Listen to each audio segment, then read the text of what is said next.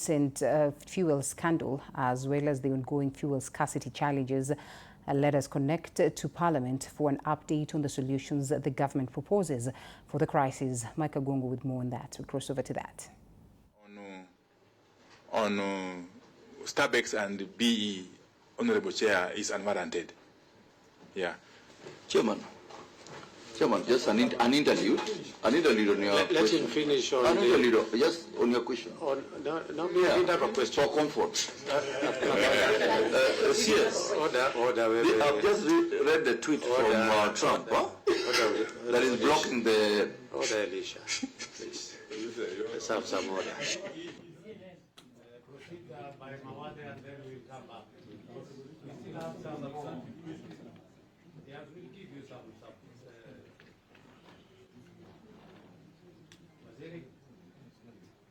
Actually, I was just trying to amplify what I said earlier on, that at the inception of this EG2G arrangement, those IOCs had nominated only 3 OMCs. But over time, they have added 3 more. And they go through a KYC. Understand what a KYC means? KYC, yes. Know your customer. It's some kind of due diligence. Yeah. So, Honorable Chair. On Honorable Mawathe, the issue of list of OMCs given no-show letters, they are there. I don't know who has them. Can you read them? Chair, they are there, but we didn't print them. We have them on soft. I request through Honorable Chair and the members that we give them later on. If Chair. Send them directly Chair. to the clerk's office, who will be, yes? Guided. Chair, on that issue, this is an issue, a matter of public interest. It is not a must that he present them to you now, but he can read them so that also the public can know that it's an issue that is of public interest. Let's share with the public. Like he can read them and then bring them down, table them later on. We humbly request, Chair, that he be directed to read them, please. Honorable Chair, I will assist the DG. Correct. I've got a few names here. If that satisfies the committee. 25. The 25. I don't have 25. I'll read what I have, Honorable Chair, if you allow. Let me direct like this. Just read what you have. Yes. Then the acting DG will submit the rest.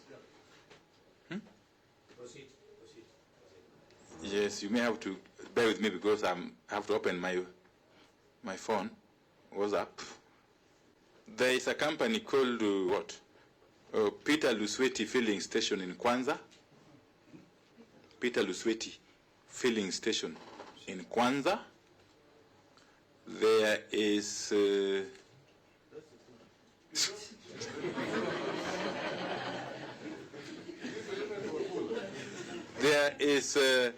Station 1 filling station in Kaplamai, Kitale.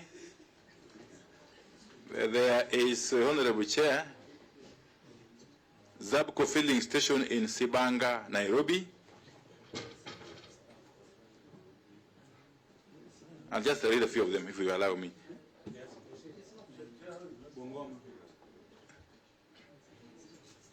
There is Jovis filling station, Kwanza.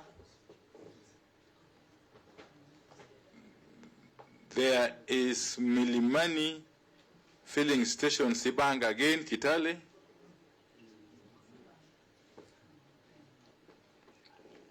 There is Equipetrol Naja filling station, Muriuri, Kirinyaga. And then there is M7 Kilaunti filling station, Mailisaba, Kitale.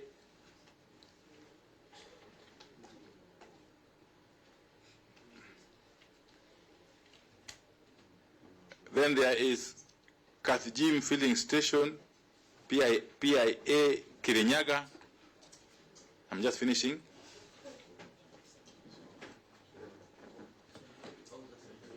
And so on and so forth. And there is Klaus Energy Station, Sheriani Kilifi. So I can submit them all those companies and the stations which have been acted upon by EPRA for one reason or another. Honorable Chair, let me address once again the issue of purported fuel shortages. You know, Honorable Chair, the fact that there is turmoil in the world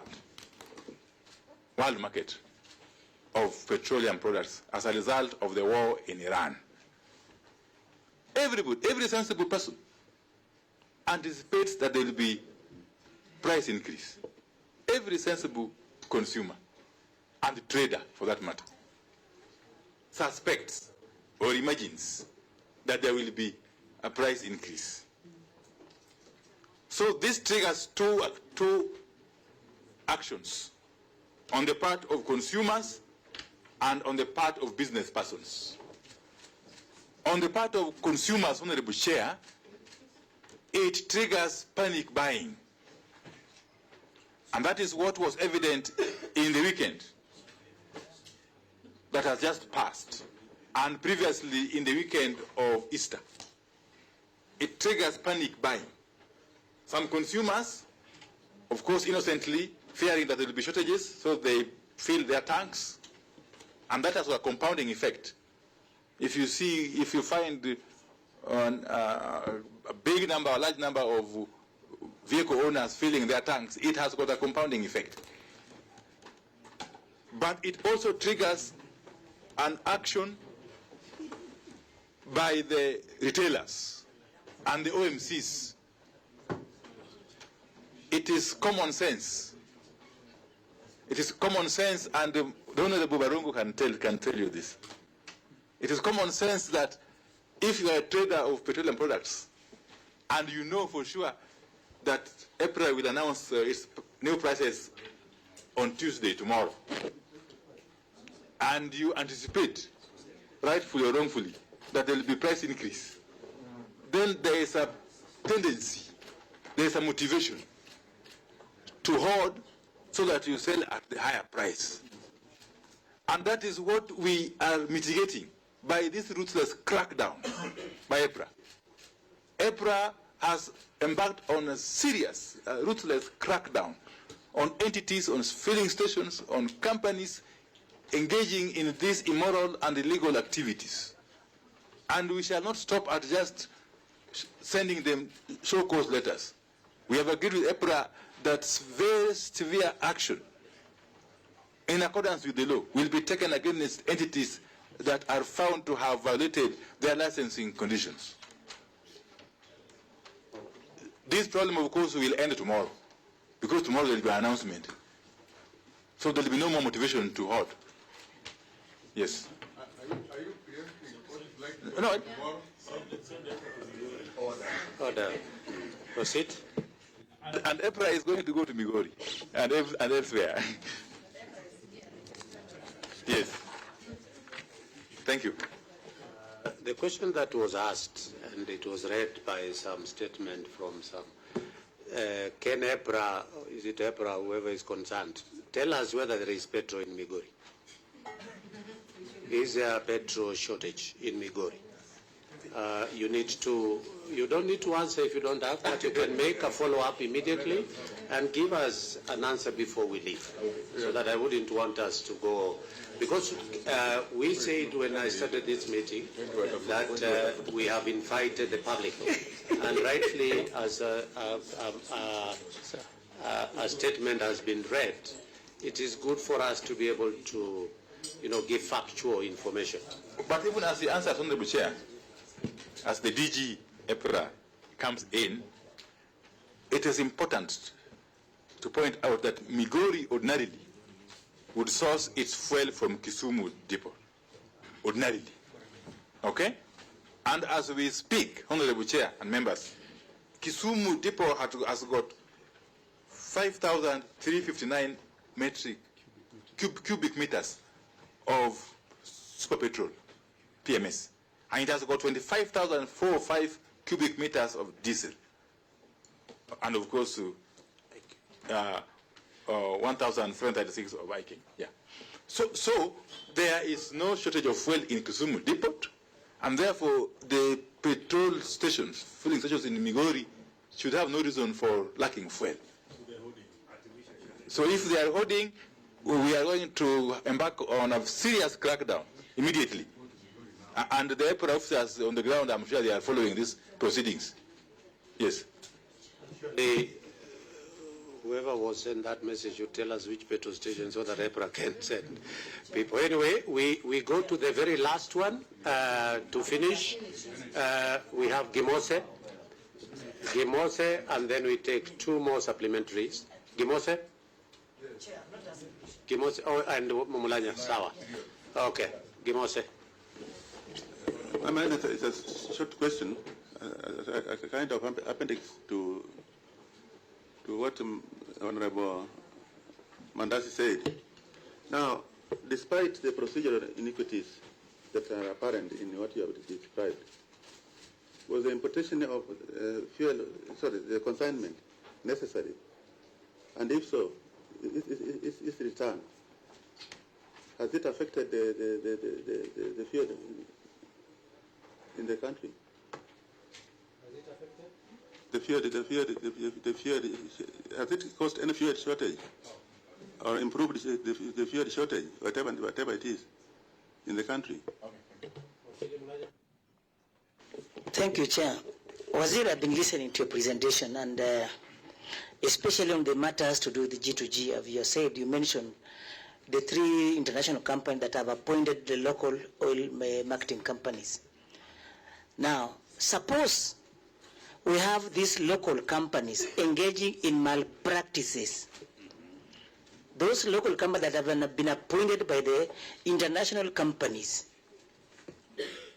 And as you said, this particular arrangement for the fuel in dispute, the one that was the fuel that is subject of this discussion, that was brought in outside the G2G and OTS. So suppose we have an oil marketing company that has been appointed by maybe Aramco or any other of the 2. What are you supposed to do? Do you want to tell her that you are helpless? There's nothing you can do as a ministry? Thank you, Chair. Waziri, nijibu alafu ndio tumalize Gimose and Mulanya. Chair. Sorry. Chair, please. Give those answers and then we'll make a decision. Let me just say this, Honorable Chair. The matter of whether the importation of this particular consignment was necessary or not is tied to the issue of fuel stocks, okay, or data on fuel stocks, which, as I said earlier on, is being investigated very actively by the DCI. So I will not say whether it was necessary or not. But secondly, Honorable Chair, I have said it has had no impact on the cost of fuel, for the reasons I've mentioned earlier on. 2, any possible action on an OMC duly nominated by an IOC. Honorable Chair, as government of the Republic of Kenya, nothing stops us from dealing with any entity, any legal entity, which violates conditions and terms of its license. Nothing stops us. But as I said earlier on, such action would have to wait until we are sure of what really happened and who did what, so that we can apply ourselves properly. Yes. Okay, honorable members, I think we are done. Chair. One order. Chair, please. Let me give directive. Order, members. Order, members. I will just say, so that again we are not, because I think the Waziri has given, there are some few issues I would want your clarity. But if that clarification has already been clarified, I will gladly ask Waziri not to take it. So I will ask Barongo, Mawade and yourself And Elisha, but if it is already been alluded, it has already been, the facts or rather presented, then I will just tell Waziri not to give. If it is anything that has not been asked, then again I will allow that. Let us agree like that. So we start with you, Kenga. Thank you, Chair. I just wanted to remind you that I have a name. I'm Simon Ngakinga, representative of rural people, the most populous in the whole country, actually. Sincerely, Mr. Chairman, because of the nature of what we are undergoing today, fuel in general is an enabler of this economy, and we should not take it for granted. My proposal is, since it's touching many stakeholders, this is the fuel people, the consumers, the suppliers, the ministry, the government at large. Why don't we have an inquiry whereby we can bring everybody on board and we clear it once and for all? Thank you, Chair. For our committee to decide. Elisha? Chairman, I was mentioned, just for clarification, I think Pius has mentioned that there's fuel docking in Mombasa tomorrow. But I was saying, CS, I've seen a tweet from the President of the United States saying that any hour from now is blocking the Strait of Hormuz. Blocking today. Yeah. I mean, if you're savvy on Twitter, you'd know. So it's important that we get that clarification, whether that will affect any future consignments or we are using the new route, which is not passing through the port of Hormuz, the Strait of Hormuz. Okay, yes, Barongo. Chair, thank you very much. I think there is there are a few questions that have been asked by members and which have not been answered. I keep record of each and every question that a member is asking, so I follow the response. So there is the question which one is this? So there is the question of, did this vessel, the one petroleum vessel, discharge? Number two, right at the very top of this session, I just want a yes or no answer. Did National Security Council write to the ministry asking the ministry to explore alternative petroleum importation avenues to diversify the sources in light of the conflict in the Middle East? Waziri, utajibu hiyo moja ya National Council, ile ingine ilijibiwa, will go back to records. Yes, Mwade. Thank you, Chair.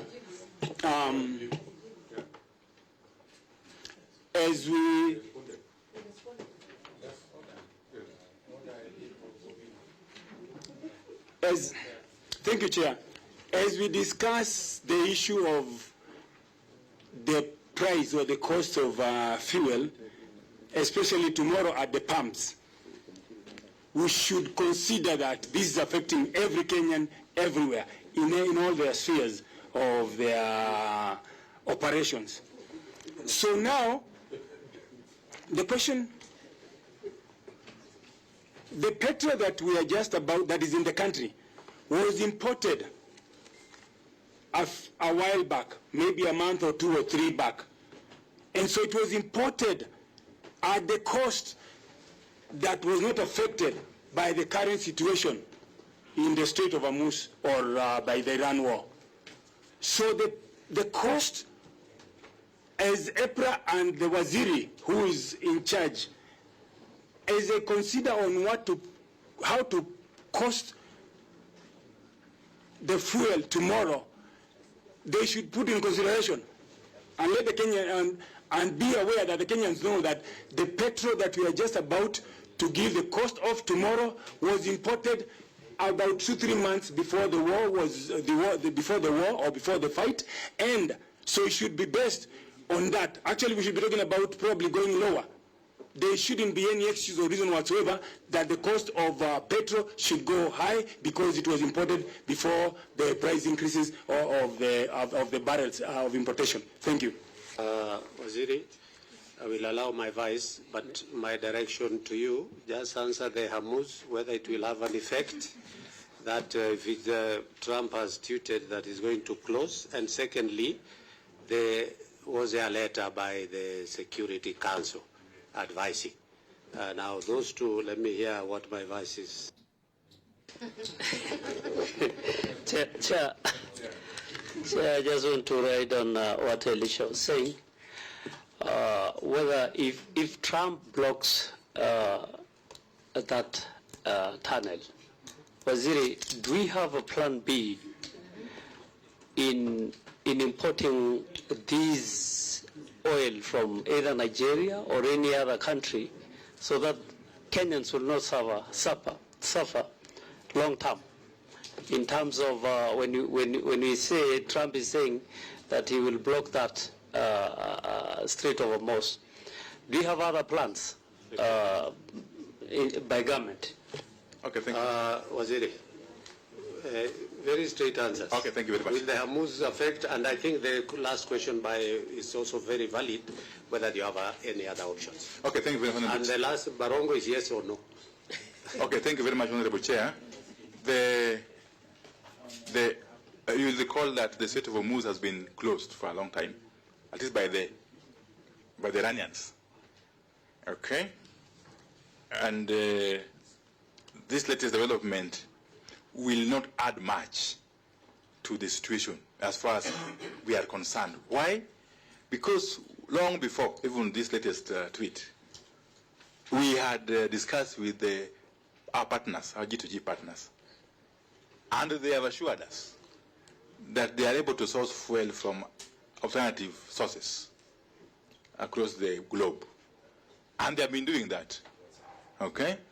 So that should not raise any cause of alarm. We are confident that our IOC partners are going to be able to get fuel to suppliers. The issue of National Security Council Committee, Honorable Chair, this is a very serious matter.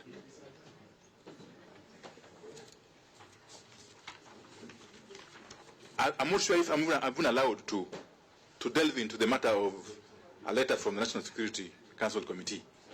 Yes. You know, security-related matters, yes, or specifically on that. Yes. As a committee, I had said earlier, much as it doesn't touch on this, but I would want it to remain as it is. Yeah. And we'll be looking as a committee. But suffice it to say that that letter was never addressed to me. So I never saw it, actually, until now that these issues are emerging. Okay. Then there's something that you didn't want us to talk about, but we need to let us talk about it.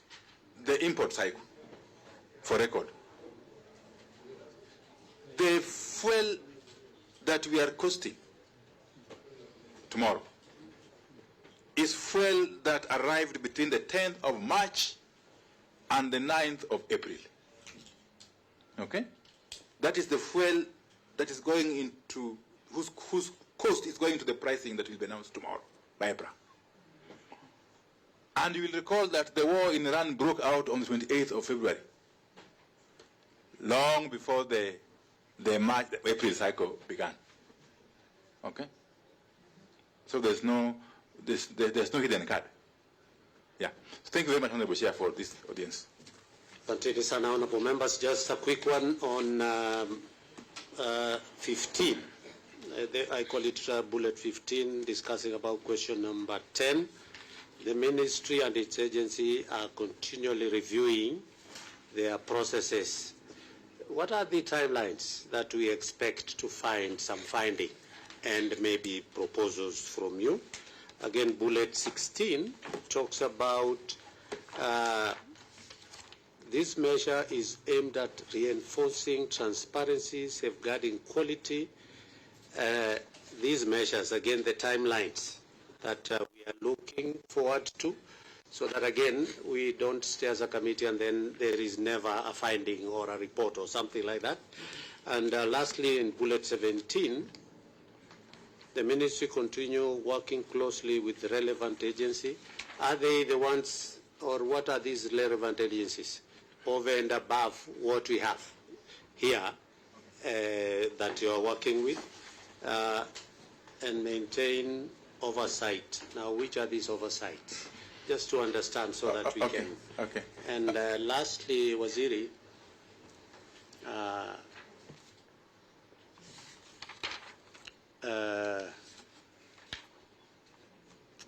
I think these are the questions that we have here. I think I was asking them as we were proceeding. So maybe you can give us. Okay, thank you. Honorable Chair, as you know, the Ministry of Energy and Petroleum and the State Department of Petroleum in particular does not operate in isolation.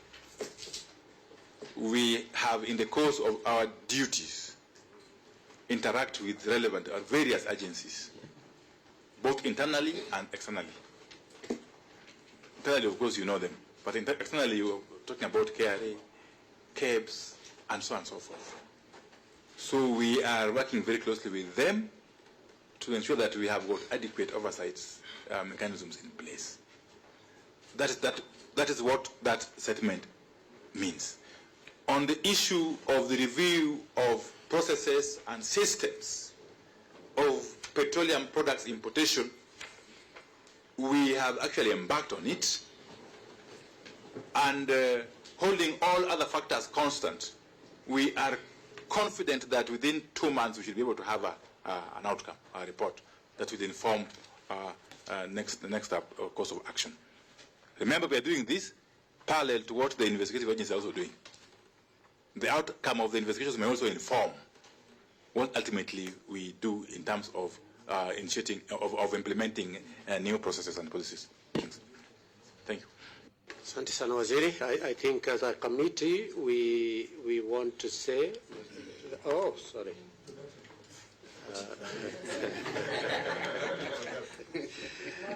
I didn't.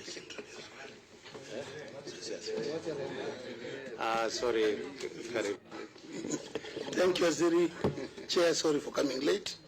Najua ni jikesho, but sorry for coming late.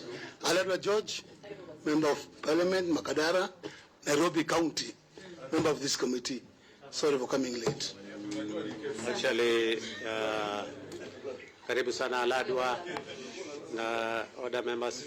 I think it is important. Other members. I think karibu sana Aladwa. We are just at the tail end of our discussion with Waziri.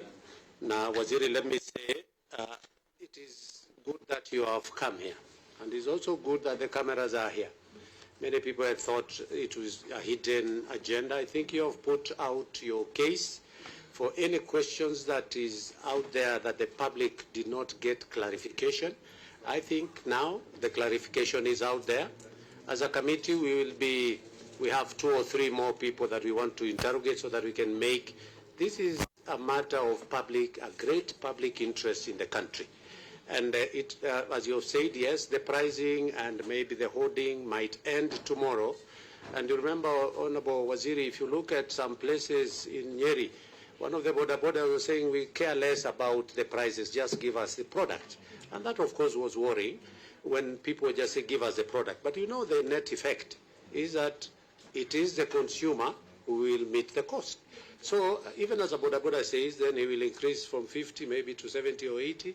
At the end of the day, it is the Kenyan public that will bear that cost. But it is good to have, expounded and given us your presentation on this matter on some gray areas, so that we also stop this issue of people going to public meetings and funeral and alluding to all sort of allegations, and I don't know how much money was found, I don't know where, and things like that. I think it is none of our business to know how much money somebody was found with, as we had something that we are really looking forward to. To the new guys in the 2 offices, you really need to take stock of what your predecessors did in terms of their work and how they have conducted themselves. We wish you all the best in your, of course we are not the appointing authority. Again, we leave it to your respective appointing authorities, that if they deem fit, then maybe, but it is for you now to take up from where we left. And particularly EPLA. we want to tell you that you have the enforcement section with you. And what has been said and the report that you've given out, show cause letters, we want to see the outcome of those letters so that Kenyans should not suffer, particularly if there is a petrol station that was charging over and above. And Waziri has said it is not only letters, it must be followed with an action. If any person is culpable, then they must take their. And as for the investigation out there, we will leave the DCI to proceed and continue and conclude with their investigation. Ordinarily, as a committee, what our standing order directs is that we can inquire, we can get some information like this one, make a report, but ordinarily the report is, can DCI or EACC or any other government agency take action? And that is basically what, because we don't have that investigative power as a committee. So I want to say, Waziri, thank you for at least coming today to give us, to clear the air on all the gray areas that was out there in the public, and your assurance that we have enough stock for this country for the coming so many days as you have indicated. We will be retreating as a committee, hopefully tomorrow. Actually, Waziri, we had sent out letters to KPC. We were to visit them and just see these figures they are telling us. How factual are they? And we are coming to see whether you are telling us millions of liters and there is nothing, or the main players are not taking out the stock to take it. So we'll be coming. We will share what Ebra said. We wanted also to see if we walk to a petrol station and they say they don't have fuel, we wanted EPRA to call them and tell us whether, and we want to thank you that you have actually gone ahead and you will be giving us some report on that. So to all the players, the members, asanteni sana for coming up early enough. We will be retreating. Hopefully tomorrow, once we have visited, we'll make a decision. We'll go to KPC today just to confirm those figures and their data that they have. We'll be making a decision once we are done, Waziri akitoka, to baki kidogo, so that we can be able to make that decision. And to the press, I hope hakuna maneno ya distortion.